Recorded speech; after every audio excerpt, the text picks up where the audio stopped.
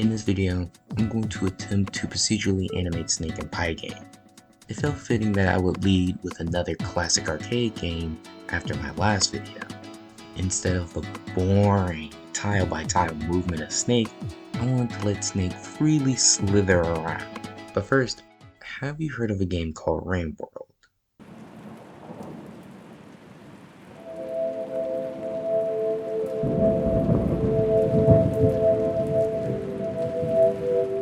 In Rimworld, you play as this thing, Slugcat.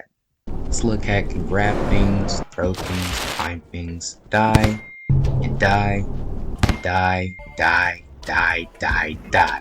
You'll be doing a lot of dying in the game.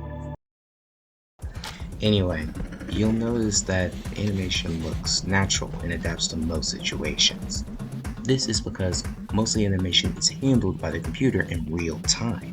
When there are too many cases or it's too tedious to cover every possible situation for an object to be in just by drawing the animations, creating an algorithm to simulate it for you can be useful.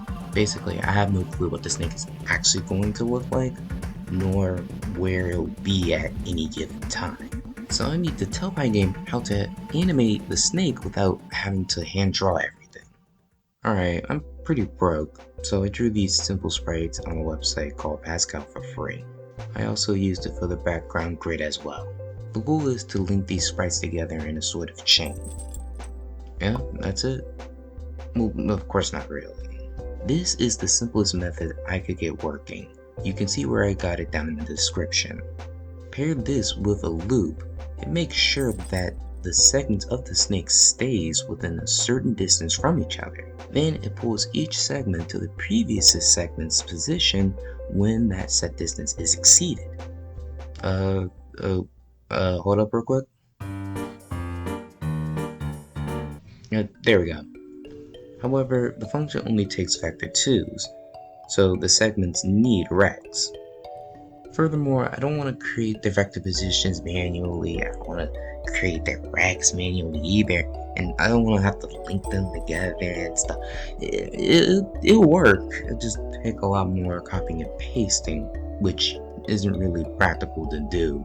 So instead of doing everything manually, I decided to create a class called segment in a separate file. It stores an image, a vector 2, an angle, and a rec for each part of the snake. Using classes is supposed to help the code look cleaner and easier to use, but I'm pretty new to actually using them. And here it is. I mean, it is jagged, but that's what I get for using sprites. Although, I could apply an angle constraint to constrain how far the sprites can turn. I just haven't really put in the time to actually apply it. Though I could, possibly apply it for a different project in the future.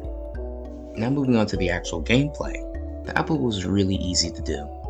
After the snake collides with it with a point collision, it makes the score go up, the snake grows, and the apple moves to a random position on the grid. Since the snake is a list, I was able to pop or remove the last element of that list, which should always be the tail. Then append the new body segment, and then re-add the tail segment, and boom, the snake has grown. Oh yeah, I added a high score to the scoreboard. Your high score is stored within a JSON. This allows the game to remember your best score even after you close out the window. From my last video, 3D Pong was completely silent. Now there's a success sound effect for when you eat an apple or win, and a failure sound effect for when you perish, or in other words, run into the wall or perform self-eating. And the game does use the other head sprites accordingly. Oh yeah, the game is actually quite difficult. You see, in order to get the win con, I had to actually play it to see if it was actually possible to beat it. I assumed that you could get around 40 to 50 score, so that's what I originally set for the win con. And I was mostly correct, it is right about 40.